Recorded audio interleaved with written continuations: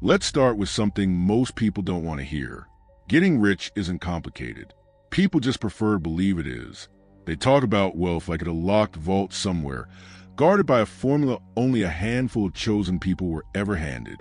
A secret passed down in boardrooms, whispered between people who already have everything. But that image is a comfort blanket, nothing more. The truth sitting underneath it is far simpler and far less flattering.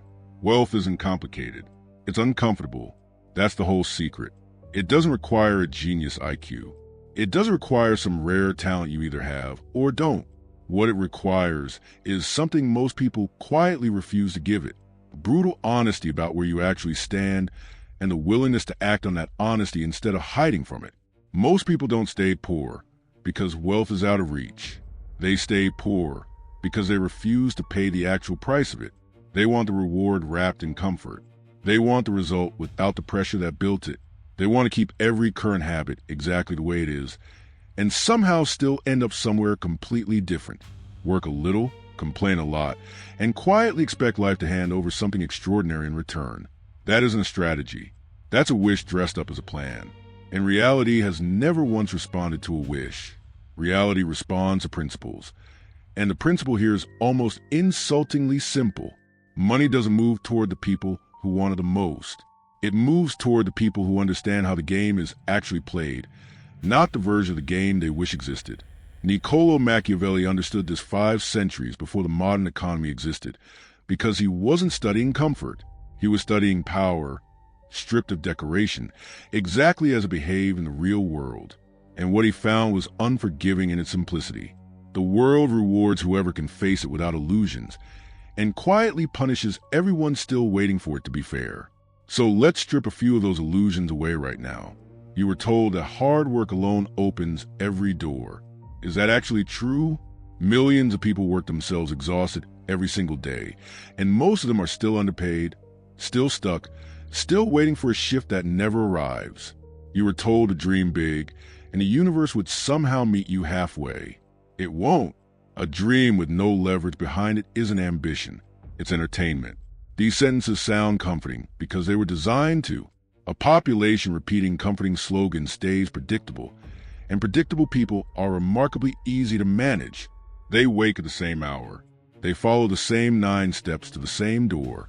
They complain at the same volume about the same things, and then do it again tomorrow. Predictability gets you survival. It has never once in all of history been the thing that built a fortune. Let's strip away the noise first. Forget the version of getting rich you have seen online, the version wrapped in yachts and private jets and screaming thumbnails. That is not wealth. That is theater.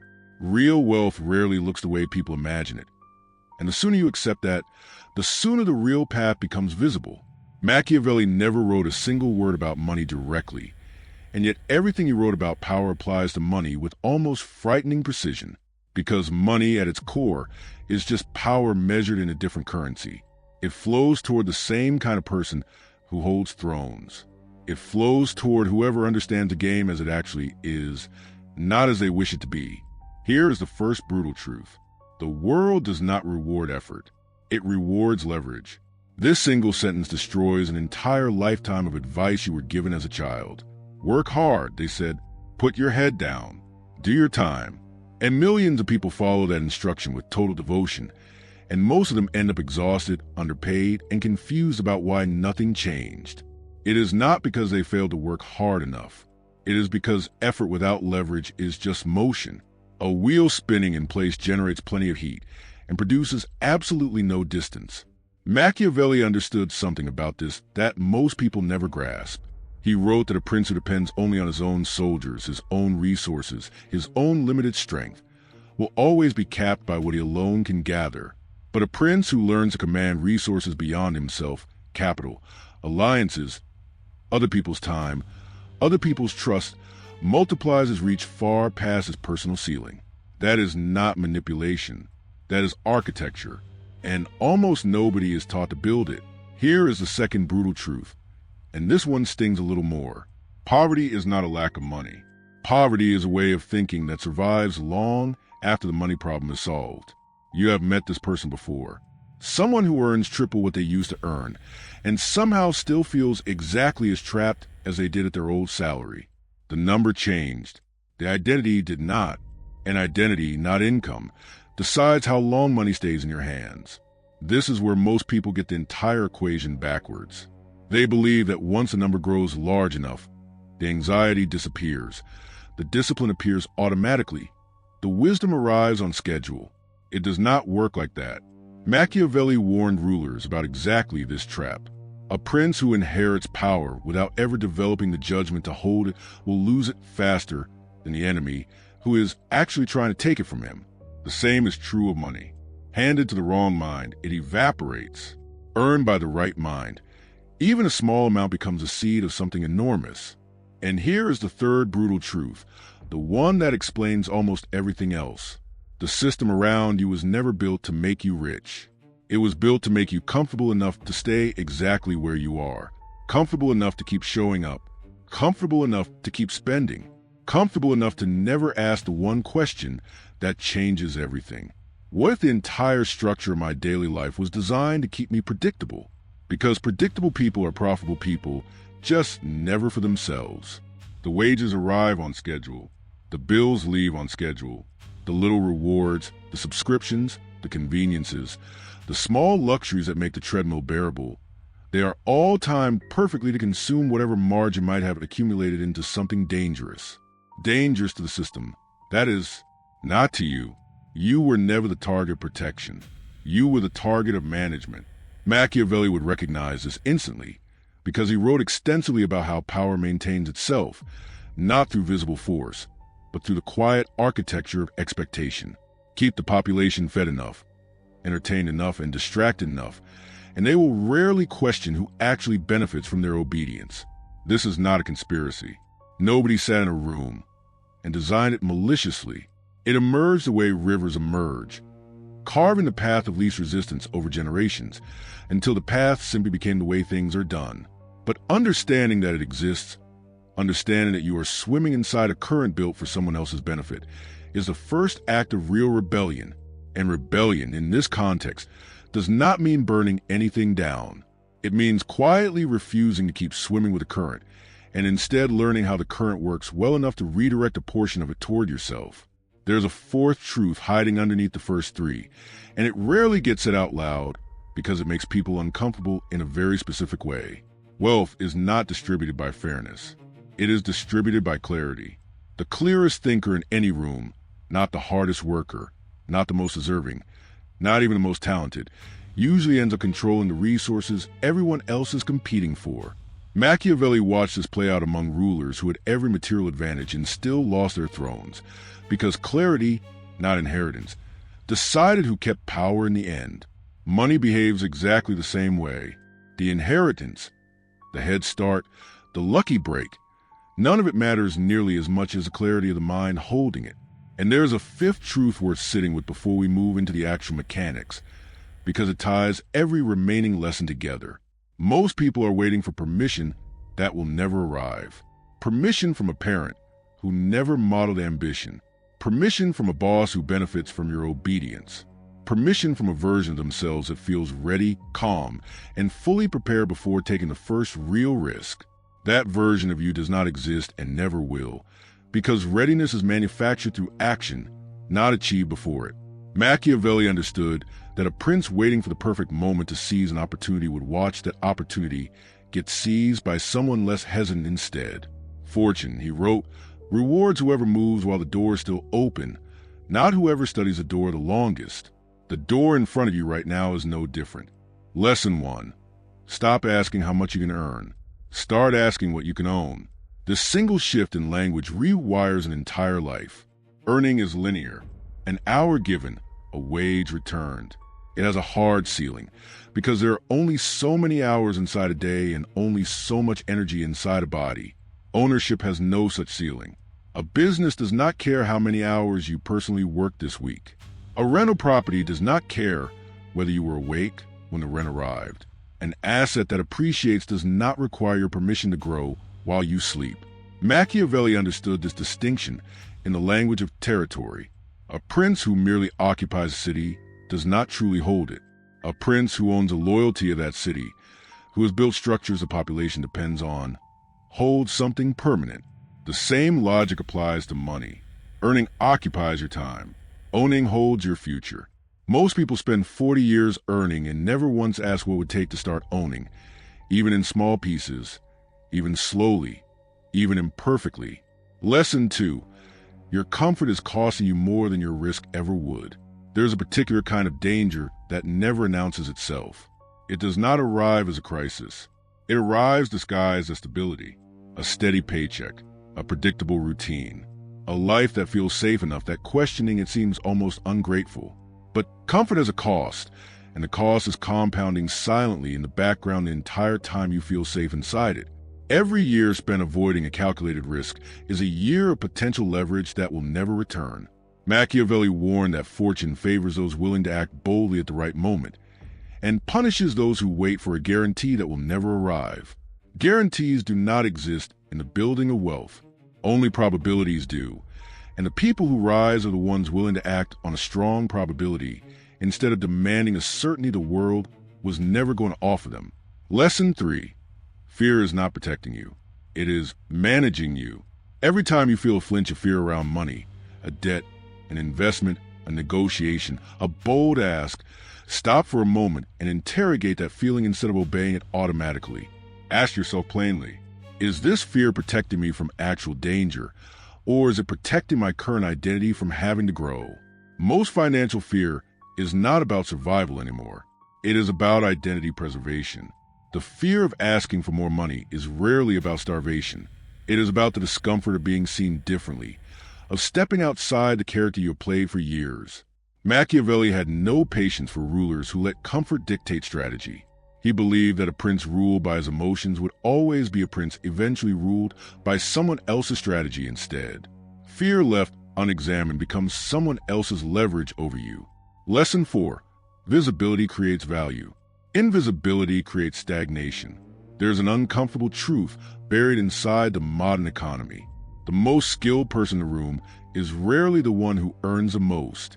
The most visible person, the one whose value has actually been seen, understood, and trusted by others, is usually the one who gets paid.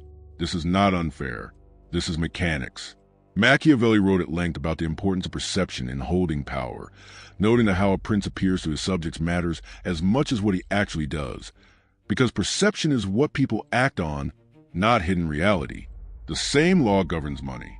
If nobody knows what you can do, nobody can pay you for doing it. Skill without visibility is a treasure buried so deep, even you eventually forget where you left it. Lesson 5. Debt is a tool, not a verdict.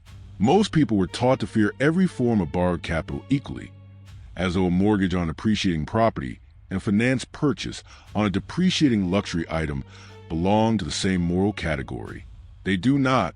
One borrows against your future to build something that pays you back. The other borrows against your future to feel something that fades by next month. Machiavelli understood that a prince who could command resources larger than his own treasury, through alliance, through borrowed strength, expanded his reach far beyond what his personal wealth alone could achieve. The same principle governs capital today. Used with precision, borrowed money compresses decades into years. Used carelessly, it compresses years into decades of regret. The tool never changes. Only the hand wielding it does. Lesson 6. Multiply the small before you dream of the large. There is a strange impatience that infects almost everyone chasing wealth. They want the large win before they have proven they can responsibly handle a small one. But the truth is quieter and less exciting than that fantasy. The person who cannot multiply a small amount with discipline will not suddenly develop discipline the moment a larger amount appears. They will simply destroy it faster. Machiavelli believed that a new prince, one who had not yet earned the trust an established ruler holds, needed to move carefully, proving reliability one decision at a time before larger power could be safely handed to him. Money works exactly the same way, whether the one extending trust is a bank, a business partner, or simply your own future self watching how you handle what little you already have. Lesson 7. Silence is a financial weapon. Nobody teaches this one directly, and yet it may be the most consistently profitable habit among those who quietly build wealth. The instinct to explain yourself, to justify your prices, your decisions, your boundaries, is one of the most expensive habits a person can carry. Every unnecessary explanation is an invitation for someone else to negotiate against you. Machiavelli observed that rulers who revealed too much of their reasoning made themselves easier to manipulate because their opponents could simply attack the reasoning instead of position. The same applies at the negotiating table, in business, in pricing your own labor. State the position, hold the position. Let silence do the defending that explanation never could. Lesson 8. Protect the position before you expand it. There is a particular kind of collapse that happens to people who build something real, and it is almost always avoidable.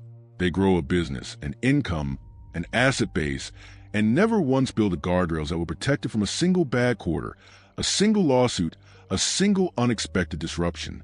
One event, and years of progress vanish overnight. Machiavelli warned that fortune behaves like a violent river, calm for long stretches and then suddenly overwhelming, and that the wise ruler builds his defenses before the flood arrives, never during it. Reserves, structure, legal protection, diversification. None of this is exciting content for a highlight reel, but it is the difference between a fortune that survives a bad year and a fortune that becomes a cautionary tale told at dinner parties. Lesson 9. Time compounds differently for the patient mind. Almost everyone underestimates how much time rewards a person willing to remain consistent long after the excitement has faded. The first year of building anything, a skill, a business, an investment portfolio, feels almost embarrassingly slow.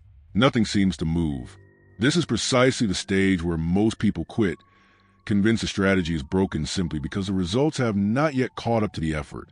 Machiavelli understood that a prince's greatest asset was often not brilliance, but patience, the willingness to hold position through a season that offered no immediate reward, trusting that the position itself was sound. Wealth behaves identically. The compounding is invisible in year 1, uncomfortable in year 3, and undeniable by year 10. Most people never see year 10 because they never survive year 1. Lesson 10. The price of a thing is never the real cost. Most people evaluate a purchase, an opportunity, or a decision by asking a single narrow question. Can I afford the number on the tag right now? That question feels responsible, and it is exactly the question that keeps people small for decades. Machiavelli never measured a decision by its immediate price. He measured it by what it would cost to abandon the ambition entirely, a cost that rarely shows up on any invoice but shapes an entire life regardless. The real cost of a course you never took, a connection you never made, a risk you never accepted, is not zero simply because no money changed hands. It is a compounded difference between the person you could have become and the person your hesitation quietly built instead. Rich thinking asks what a decision costs over 10 years. Poor thinking asks what it costs this Friday. That single difference in time horizon explains more of the wealth gap than luck ever could. Lesson 11. Attention is a new territory. In Machiavelli's world, a prince who wanted to expand his power expanded his territory, acre by acre, city by city. In this world, the territory that matters most is attention. Whoever controls a portion of someone else's attention controls the direction that person's money eventually flows.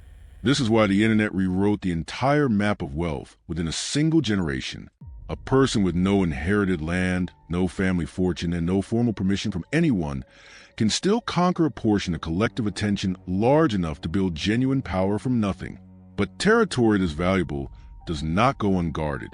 Every algorithm, every platform, every feed is a battlefield disguised as entertainment. And the people who understand this early move differently than everyone still scrolling through it passively. They stop consuming the territory and start building on it. Because attention ignored by you is simply attention someone else will eventually claim instead. Lesson 12. Every fortune begins with a decision nobody applauded. There's a myth that wealth arrives dramatically, a single lucky break, a single viral moment, a single stroke of good timing that changes everything overnight. In reality, almost every fortune that lasted began with a small, unglamorous decision made in complete silence, with absolutely no audience watching and no guarantee it would ever matter. Machiavelli understood that the founding of real power rarely looked impressive in its early stage. A new prince building a state from nothing had to endure a period where his position looked fragile even to himself, long before it looked strong to anyone else. Wealth follows the same quiet architecture. The decision to save the first small amount, to start the first modest venture, to have the first uncomfortable negotiation, never feels historic while it is happening. It only becomes historic in hindsight, once the compounding has finally made itself visible to everyone who wasn't paying attention the first time. Lesson 13. The wealthy do not ask permission. They ask forgiveness from no one. Somewhere along the way, most people absorbed a quiet rule that every major financial move requires someone else's approval first. A boss's blessing before a raise is requested. A family's agreement before a career pivot is made. A stranger's opinion before a price is set. This habit feels like humility, but it is actually a slow transfer of authority over your own life to people who are never going to be held responsible for the outcome. Machiavelli observed that rulers who constantly sought validation from every advisor around them ended up ruled by committee rather than by their own judgment, and a state governed by hesitation rarely expanded. The same applies to a bank account. Every time you outsource a financial decision to the fear of what someone else might think, you hand a small piece of your future to someone who will not be there to rebuild it if it collapses. This does not mean ignoring wise counsel. It means recognizing the difference between counsel and permission and never again confusing the two. Lesson 14. Scarcity is often manufactured, not discovered. You were taught, likely before you could even understand a lesson, that money is scarce, that there's only so much to go around, and that someone else's gain must always come at your expense. This belief feels like realism. It is actually one of the most limiting stories a mind can carry, because it quietly discourages you from ever attempting to create new value, convinced instead that you must fight over the value already sitting on the table. Machiavelli studied empires that expanded not by fighting harder over the same fixed territory, but by discovering entirely new territory nobody else had bothered to claim yet. Wealth works identically. The person trapped in scarcity thinking spends their entire life negotiating over crumbs. The person who understands that value can be created, not merely divided, spend their life building entirely new tables that nobody else even knew were possible to set. Lesson 15. Reputation compounds like capital. There's an invisible ledger running alongside your actual bank account, one that almost nobody tracks consciously, and it often determines more of your financial trajectory than the visible numbers ever will. Every promise kept, every deal honored, every difficult moment handled with integrity instead of convenience adds a small deposit to this ledger. Every shortcut taken at someone else's expense withdraws from it, usually with an interest rate far higher than any loan you will ever sign. Machiavelli understood that a prince's reputation among neighboring states determined what alliances were even possible in the first place, regardless of how large his current army happened to be. The same law governs modern wealth. Capital opens the first door. Reputation is what keeps every door after that one from quietly closing behind you. Lesson 16. The ceiling you believe in is usually borrowed from someone else. Almost nobody arrives at their financial ceiling through careful, independent calculation of what is actually possible for them. Most people inherit their ceiling from a parent's income, a childhood neighborhood, a group of friends who all agreed, quietly and without ever saying it aloud, on what an ambitious life was allowed to look like. That inherited number then operates as an invisible thermostat, and the moment your income climbs above it, something inside you starts sabotaging the progress until the number falls back to where it feels familiar again. Machiavelli understood that a prince who inherited a small kingdom and never questioned its borders would die ruling exactly the same small kingdom, while a prince willing to study a larger vision could expand it dramatically within a single lifetime. The ceiling was never a law of nature. It was a boundary drawn by someone else's imagination, quietly mistaken for your own. Lesson 17. The wealthy treat their own word as collateral. There's a habit among people who quietly accumulate real, lasting wealth that rarely gets discussed because it sounds almost too old-fashioned to be relevant in a modern economy. They treat their own word the way a bank treats gold reserves, something that must never be devalued through carelessness. Because once it is devalued, every future transaction becomes more expensive to complete. Say a number, honor the number. Set a deadline, meet the deadline. Make a commitment, even a small one, and follow through on it as though the entire fortune depended on that single follow-through. Machiavelli noted that a prince known for keeping his agreements, even inconvenient ones, could move armies and secure alliances that a prince known for breaking his word never could, regardless of how much gold sat in either treasury. This is precisely why some people with modest resources somehow keep attracting larger and larger opportunities, while others with considerable resources keep watching doors quietly close. The doors were never reacting to the money. They were reacting to the track record standing behind it. Lesson 18. Convert consumption into leverage wherever you can. Most people spend money and simply consume whatever bought. A meal disappears. A subscription plays out quietly in the background. A purchase provides a brief lift and then fades from memory entirely. There is a different way of relating to the same spending, one that treats almost every transaction as a potential seed rather than a pure expense. The same dinner becomes a conversation that opens a future opportunity. The same course becomes a skill that compounds for years after the tuition is forgotten. The same tool becomes the foundation of an entirely new stream of income nobody else at that dinner table even considered. Machiavelli understood that the wisest rulers extracted lasting strategic value from resources that a lesser mind would have simply consumed and discarded. A treaty signed at a wedding, an alliance formed a hunt, influence quietly built inside moments that looked on the surface like nothing more than pleasant occasions. Money spent without this lens simply evaporates. Money spent while asking one additional question, what can this become beyond its immediate use, starts compounding in directions most people never notice until years later. Lesson 19.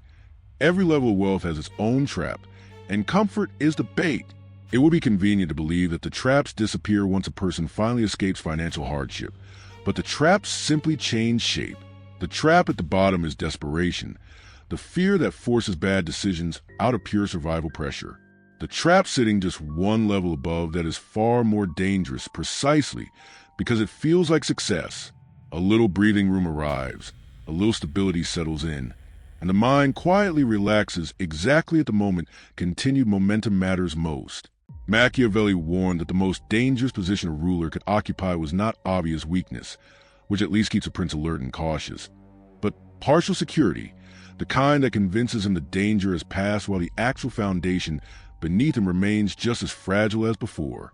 Every rung on the ladder toward real wealth carries its own version of the same trap, dressed differently each time, always whispering the same seductive lie. You have already done enough. The people who keep climbing are not immune to that whisper. They have simply learned to recognize at the instant it arrives, and keep moving regardless of how convincing it sounds in that particular moment. Lesson 20. The final test is what you do when no one is measuring you. Everything discussed so far assumes an audience, a mentor, a metric, something external tracking whether the principle is actually being applied. But the real separation happens in the moments nobody is watching at all. The extra hour spent refining a skill when no client is demanding it. The honest transaction completed when a shortcut would have gone unnoticed. The disciplined choice made alone in private, with zero risk of anyone ever finding out otherwise. Machiavelli understood that a prince's true character revealed itself not in the grand, witnessed moments of state, but in the private decisions made when consequences seemed unlikely to ever surface. Wealth, in the end, is simply the compounded record of thousands of private decisions nobody else ever saw you make. That is the actual test underneath every lesson in this video, and it is the only one that ultimately decides which side of this entire equation you end up standing on. So here's where all of this actually lands. Wealth was never hidden behind some genius formula reserved for a chosen few. It was hidden behind a series of uncomfortable truths that most people would rather not face, because facing them means admitting that the reason they're not further along has very little to do with luck and quite a lot to do with decisions made and avoided year after year, quietly compounding into a life. Machiavelli never promised his readers comfort. He promised them clarity. The kind of clarity that strips away the flattering stories we tell ourselves and replaces them with something far more useful, the truth of how the game actually works. And once you see that truth clearly, once you understand that wealth rewards ownership over labor, boldness over waiting, visibility over hidden skill, discipline over hope, something remarkable happens. The whole thing stops looking like a locked door and starts looking like a set of instructions anyone disciplined enough could follow. That does not mean it becomes easy in the way people casually use that word. It means it becomes simple, and simple is not the same thing as easy. Simple things still require repetition, patience, and a willingness to look foolish before anyone else recognizes what you were building. But once you stop searching for a secret that was never there and start applying principles that were always available, the entire process accelerates in a way that will feel, to everyone still waiting for permission, almost unfair. Think about everything laid out here, not as 18 separate tricks to memorize, but as a single shift in how you interpret the world around money: ownership over labor, leverage over raw effort, clarity over comfort, reputation over shortcuts. Every principle points back to the same root idea, the one Machiavelli kept circling back to across everything he ever wrote about: power. The world does not hand advantage to whoever wants it most desperately. It hands advantage to whoever understands its actual mechanics well enough to move through it deliberately, while everyone else is still reacting to it emotionally. And here's the part that should genuinely unsettle you in a useful way. None of this required permission from anyone, not from a family that never modeled ambition, not from an education system that rarely taught any of this directly, not from a government, an economy, or a market that was supposedly rigged against you from the start. Every principle in this video was available the entire time, sitting in plain sight, waiting for someone disciplined enough to actually apply it instead of simply nodding along and returning to the same comfortable routine tomorrow morning. The uncomfortable question, the one worth sitting with long after this video ends, is simple. If wealth truly was this straightforward all along, what does it say about the years already spent avoiding the discomfort required? Not to punish yourself over lost time. That instinct helps nobody, but to finally close the gap between understanding this and actually living by it. Because understanding without action is just an expensive form of entertainment. The same trap Machiavelli warned every prince about, mistaking the recognition of a truth for the application of it. If this video shifted the way you see wealth, don't just scroll past it. Like this video, drop a comment telling me which strategy hit you the hardest, and subscribe. Because every video on this channel is built to sharpen your mind and separate you from a crowd that stays comfortable. No fluff, no noise, just doctrine. Most people don't lose this game. They just never played it.